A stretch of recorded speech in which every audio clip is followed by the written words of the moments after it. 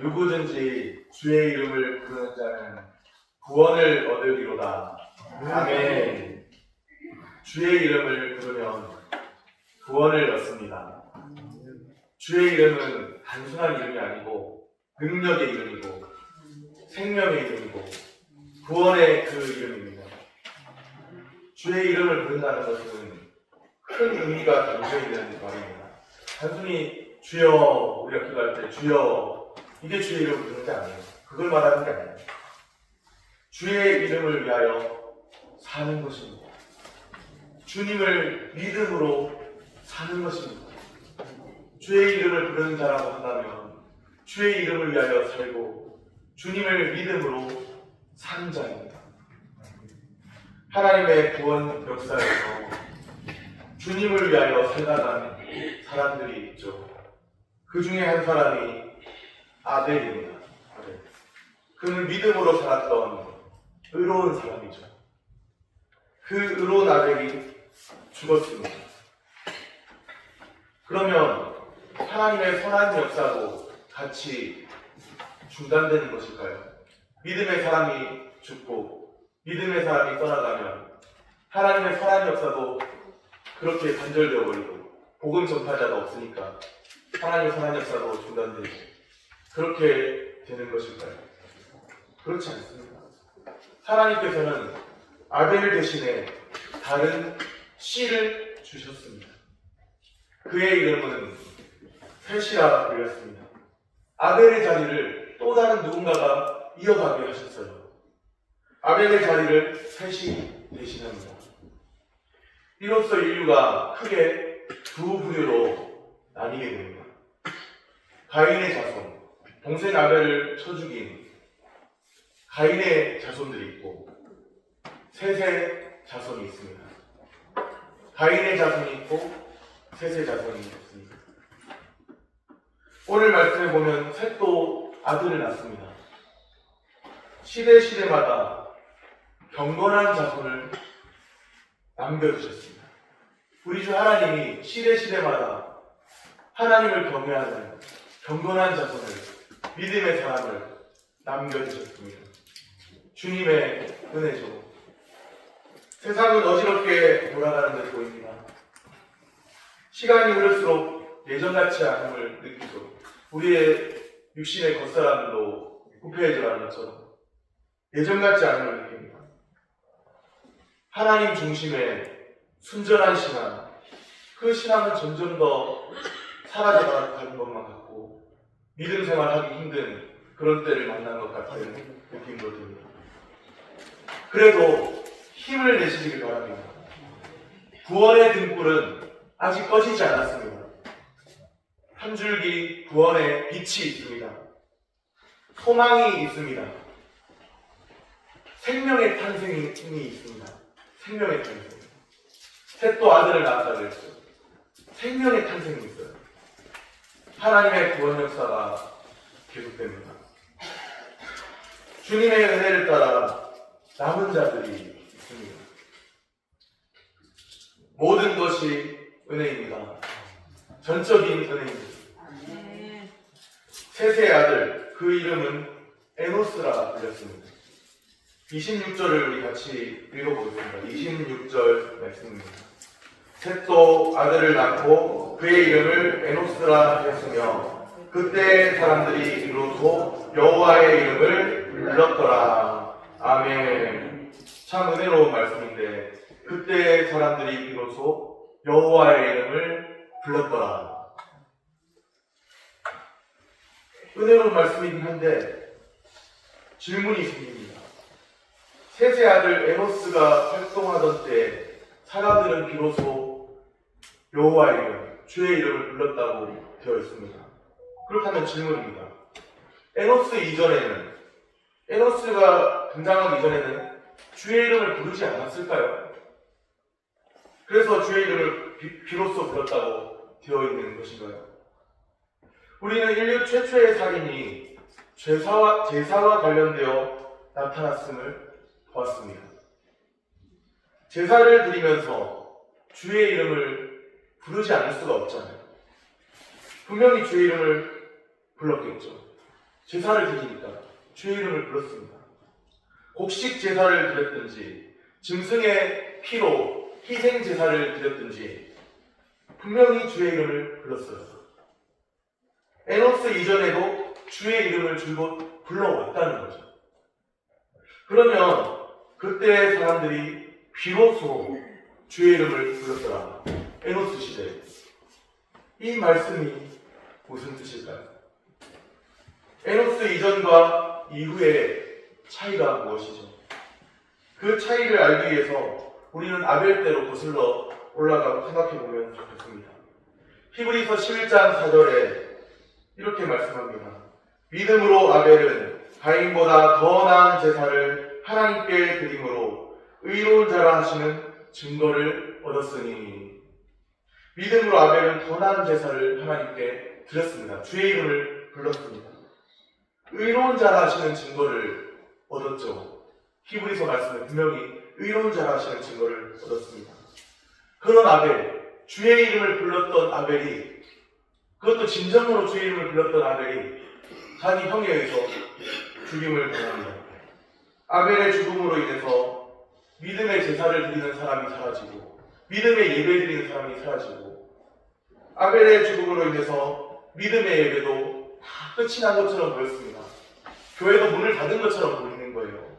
주의 이름을 진정으로 사랑하는 사람이 죽었으니, 떠나갔으니 교회도 문을 닫은 것처럼, 주의 이름을 부르는 자는 이제 없는 것처럼 그렇게 보이는 거예요. 일상이 완전히 달라진 듯 보입니다. 코로나19를 맞이하면서 목회 생태계가 완전히 변했어요. 이제는 교회에서 코로나 묻혀가는 줄 알고 쉽게 문을 열지 않으려고 하는 사람들도 많고요. 모든 것이 변했습니다. 황폐해졌습니다. 절망이라는 이름만 남아있는 줄로 알았습니다. 믿음의 사람도 사라지고 교회 문도 폐쇄되는 게 보이고, 진정한 교회는 사실 그런 모습이 아닌데, 경건한 자손도 다 끊어진 듯 보였습니다. 그런데 다시 출현했습니다. 가인의 자손들로 가득한 그 세상에서 그들과 구별되게 사는 사람들이 나타났죠. 셋과 셋의 자손입니다. 특별히 에노스입니다. 그때의 사람들이 비로소 여호와의 이름을 불렀습니다. 국면이 전환된 거죠. 새로운 국면이에요. 이제는 개인적으로만 주의 이름을 부르지 않습니다. 그것을 더 넘어가서 셋의 계열에 속한 사람들이 공적으로 주의 이름을 부릅니다. 이것이 큰 차이죠. 그때 사람들이 비로소 주의 이름을 불렀더라. 우리는 이 한 문장을 쉽게 읽고 넘어가지만 창세기는 이 장면을 감격을 담아서 표현하고 있는 거예요. 비로소 주의 이름을 불렀다. 새로운 소망의 역사가 시작되고 있습니다. 의인 아벨의 죽음 이후에 주의 이름을 부르는 사람들이 다시 나타났어요. 그것보다 더 많은, 이전에 홀로 신앙생활했던 사람들이 있었다는 더 많은 사람들이 함께 주의 이름을 부르는 거예요. 공적으로 주의 이름을 부른다고 하는 그 차이, 에노스 때에 일어난 회복의 역사입니다. 이제는 홀로 신앙생활이 아니에요. 주의 이름을 부르는 사람들이 있습니다. 개인적으로 유튜브 틀어놓고 가정에서 예배드릴 수도 있겠죠. 그것은 경건 생활은 될 것입니다. 그러나 자세부터 삐딱해지기 시작하면서 부드러운 소파에 누워서 슬슬 코고는 소리도 들리기 시작하면서 그렇게 예배를 드리겠죠. 잘하시는 분들은 경건 생활을 하실 수 있을 거예요. 하나님과의 관계 속에서. 그것도 참 중요한 거라고 생각을 합니다. 그러나 그것뿐만 아니라 더 나아가서 함께 교회를 사랑하는 사람들이, 함께 하나님 나라를 사랑하는 사람들이 함께 모여서 주의 이름을 부르는 거예요. 홀로가 아니라 가족이 옆에서 찬양하는데 왜 그렇게 시끄러워? 그렇게 하는 게 아니라 함께 예배드릴 수 있는 공간에서 함께 주의 이름을 부르는 거예요. 그것도 진정으로 하나님이 나의 왕이심을 인정하면서 함께 하나님의 하나님 되심을 찬양하는 거예요. 에노스 때 일어난 회복의 역사입니다. 우리는 공적 예배를 회복함으로 주의 이름을 부릅니다. 신앙을 사유화하는 것이 아니라, 홀로 나 혼자 신앙생활 잘할 수 있는데 신앙을 사유화하는 것이 아니라, 우리가 교회인 것을 알고 교회에 다니는 자가 아니라 교회가 되고, 교회로 살고 우리가 교회인 것을 알고 주의 이름을 부르는 사람들이 모여있는 여기가, 이곳이 우리가 바로 교회인 것을 알고 그렇게 주의 이름을 부르는 그 은혜가 오늘 우리에게 주어지기를 소원합니다. 공적 예배를 회복하고 주의 이름을 부르는 교회 되기를 소원합니다. 교회는 예배당, 건물 아니라는 거예요. 성경이 말하는 교회는 그런 게 아니라는 거예요. 우리는 편의상 예배당을 교회라고 말하긴 합니다. 교회 가자. 그러나 우리가 교회입니다. 예배당 건물이 교회가 아니고 주의 이름을 부르는, 그리스도를 머리로 삼는 주의 이름을 부르는 우리가 바로 교회입니다. 그래서 교회에 다니는 자가 되는 것이 아니라 교회가 되고 교회로 살고 주의 이름을 함께 부르며 전진해 나아가야 할 줄로 믿습니다. 오늘날 우리가 살아가는 현실이 어떤가요? 의인이 증발한 것처럼 보입니다. 경건한 자손이 끊어진 것 같습니다. 예전만큼 믿음 생활하기가 쉽지 않다는 말도 가끔 들려요. 하나님을 경외함, 벌써 나 자신부터도 하나님을 제대로 경외하지 못하는 것 같은데, 하나님을 경외하는 사람들이 이전만큼 많이 보이지 않는 것 같아요. 믿음을 찾아보기가 쉽지 않네요. 문화적 진보는 있습니다. 믿음 생활은 엉망인 것 같아 보이는데 스마트폰도 더 갈수록 멋있게 나오고 문화적 진보는 있습니다. 생명의 역사는 1도 없습니다. 문화적 진보를 이룰 수만 있다면 어떻게 해도 괜찮지. 그 문명의 자유를 느낄 수 있다면 어떻게 해도 괜찮지. 그렇게 생각하는 사람들이 있습니다. 폭력과 힘이 지배하는 사회라도 상관없다고 말합니다. 가인이 자기 친아우 동생을 때려 죽였죠. 쳐서 죽였다고 말씀합니다. 죽일 의도를 가지고 때리다, 원어를 보면. 그렇게 폭력으로, 힘으로 지배하는 사회. 그렇게 해서라도 자기의 위치를 정할 수만 있다면 괜찮다. 가인의 자손들이 살아가는 세상입니다. 그렇게 해서라도 폭력이 있든 뭐가 있든 힘으로 누르든 문명의 진보를 누릴 수만 있으면 괜찮다. 편안하고 좋지 않나요? 돈만 있으면 잘 살 수 있는 세상. 오늘 우리 삶은 어떤가요? 하나님을 떠나서 자기 왕국 안에서 사는 인생들이 있습니다. 나의 가고 서는 것도 스스로 결정할 수 있다고 믿는 사람들이 많이 있어요. 하나님의 뜻과 계획에 상관없이 말이죠. 하나님께 묻지 않습니다. 나의 가고 서는 것, 나의 걸음걸음에 대해 하나님께 묻지 않아요. 하나님을 찾지도 않습니다. 스스로 왕노릇하는 그런 인생으로 살아가고 있죠. 오늘 우리는 스스로 왕노릇하는 그런 모습은 없는지 돌아보면 좋겠습니다. 우리는 하나님을 멀리 떠나서 살 수 없는 인생이라는 것을 기억하시기를 바랍니다. 주 없이 살 수 없네. 주 없이 살 수 없네. 우리는 그런 사람들이에요. 이제는 주님께 접붙임 바 된 그 이후로는 주님을 떠나서 살 수 없는 인생이에요. 주님 떠나서 잠깐 교회 한두 줄 빠져도 괜찮던데요. 그러나 그렇게 살면 하나님의 생명의 역사와 그 기쁨을 어떻게 알겠습니까? 이전에 누렸던 주님과의 첫 사랑과 그 뜨거웠던 때의 그 감격을 어떻게 알겠습니까? 주 없이는 이제 살 수 없는 거예요. 세상 것으로만 가득 채워지고 우리의 영혼에 하나님 주시는 기쁨과 참 자유함을 알지 못하는 거예요. 우리는 주 없이는 살 수 없는 존재들이라는 거예요. 주님께 접붙임 받은 이후로는 주 없이는 살 수 없는 사람들이라는 것을 꼭 기억하시기를 바랍니다. 교회는 세상 안에 있는 교회입니다. 세상의 소음과 빛이에요. 우리는 세상의 소금과 빛입니다. 세상과 단절되어 있지 않다는 거죠. 교회가 산 위에 있는 교회가 아니에요. 기도원이야 그 어떤 분위기를 위해서 그런지 몰라도 산 위에 있지만 교회는 산 위에 있는 교회가 아닙니다. 절이라면은 산이 있을 수도 있겠지만 교회는 그렇게 세워지는 것이 아니에요. 산 위에 있는 교회가 아니에요. 세상 안에 있는 교회입니다. 세상 안에 있지만 세상에 속하지 않은 교회입니다. 세상에서 구별됨을 유지하는 생명 유기체입니다. 그리스도를 머리로 삼는 그리스도의 몸이 교회이죠. 세세 자손들은 달동네에서 사는 것도 아니고 어떤 외계인 속에 우주 밖으로 나가서 사는 것도 아니고 세세 자손들은 가인의 자손들이 공존하는 세상에서 살아갑니다.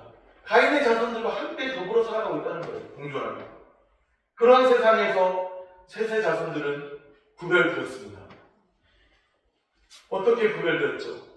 주의 이름을 부르며 살도록 구별되었습니다. 세상에 많은 믿지 않는 사람들과 섞여 살아가지만 겉모습은 똑같이 살아가고 있지만 먹고 마시고 시집가고 장가가고 겉모습은 똑같이 살아가지만 주의 이름을 부르며 살도록 구별되었다는 사실이에요. 그때 사람들이 비로소 여호와의 이름을 주의 이름을 불렀더라. 세상에 속한 자가 아니에요. 주의 이름을 부르는 자는 주님께 속한 자입니다. 비록 두 발을 땅에 딛고 살아갈지라도 우리의 시민권은 저 하늘에 있고 천국에 있는 것이죠. 세상에 속한 자가 아니라 주님께 속한 자입니다. 주의 이름을 부르면서 하나님의 왕권을 인정하며 살아가는 자입니다. 하나님의 하나님 되심을 인정하면서 나는 겸손히 주님의 백성이라고 인정하면서 그렇게 살아가는 사람들입니다. 세상 사람들은 어때요? 내가 내 삶의 주인이지 그렇게 살잖아요. 내가 내 인생의 핸들을 쥐고 살잖아요. 그러나 우리는 그 핸들조차도 주님께 맡기면서 그렇게 사는 거예요. 우리가 어떤 행실을 똑바로 안 하고 우리 마음대로 한다 그런 게 아니라 하나님이 우리 인생의 핸들을 쥐고 계시면서 그렇게 사는 거예요. 하나님의 하나님 되심을 인정하면서 우리는 주의 백성으로 그렇게 사는 사람들입니다. 자신의 정체성, 사명을 자각하는 삶이 요청됩니다. 주의 이름을 부르며 살도록 구별된 사람들에게 나의 정체성이 무엇이고 나의 사명이 무엇인지 자각하며 사는 삶이 요청됩니다. 하나님의 왕되심을 인정하며 사는 삶입니다. 세상 가운데서 스스로 왕노릇하는 이 세상 가운데서 주의 이름을 부르며 사는 자는 하나님의 왕되심을 인정하며 사는 삶입니다. 가인의 자손들 스스로 쌓은 왕국이 안전한 피난처인 줄로 알았겠죠. 하나님 앞을 떠나서 성을 쌓고 살았는데 자기가 그 성 안에 주인이 되어 살았는데 만나는 사람들이 나를 해칠까봐 성을 쌓고 견고한 성을 쌓고 자기가 그 안에서 왕노릇하며 살았는데 안전한 피난처인 줄로 알았겠죠. 자신이 보유하고 있는 자원, 그 자원을 가지고 얼마든지 떵떵거리며 살 줄 알았겠죠. 그런데 아닙니다. 주님 품이 제일 안전한 피난처임을 확신합니다. 내 영혼이 주님 안에서 쉬기까지는 참 안식이 없었나이다. 교회의 위대한 스승 어거스틴이 그런 말을 남겼죠. 내 영혼이 하나님 안에서 쉬기까지는 참 안식이 없었습니다. 주님만이 우리의 유일한 피난처가 되시고 주님이 우리의 참된 안식처가 되십니다. 수고하고 무거운 짐진 자들아 다 내게로 오라. 내가 너희를 쉬게 하리라. 참된 쉼을 주시는 분이에요. 이 세상에 그 어떤 것도 안전한 피난처가 아닌데 우리 주님 품이 참된 안식처인 줄로 믿습니다. 이제 겸손히 나의 왕관을, 내가 스스로 썼던 나의 왕관을 내려놓습니다. 주님을 멀찍이 따라가도 괜찮을 줄로 생각했던 그 삶을 청산하고 주님을 멀찍이 따라가지 않습니다. 주님을 가까이 함이 내게 복인 것을 알고 주님을 더욱 가까이 하고 나의 왕관을 내려놓고 주님을 가까이 하는 삶을 살게 되기를 소원합니다. 주의 이름을 부르다.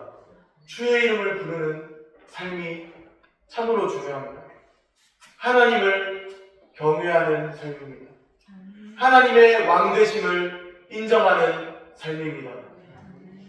우리의 정체성과 사명을 자각하고 오늘도 주님의 은혜로 살아가는 주의 백성들 다 되시기를 소원합니다.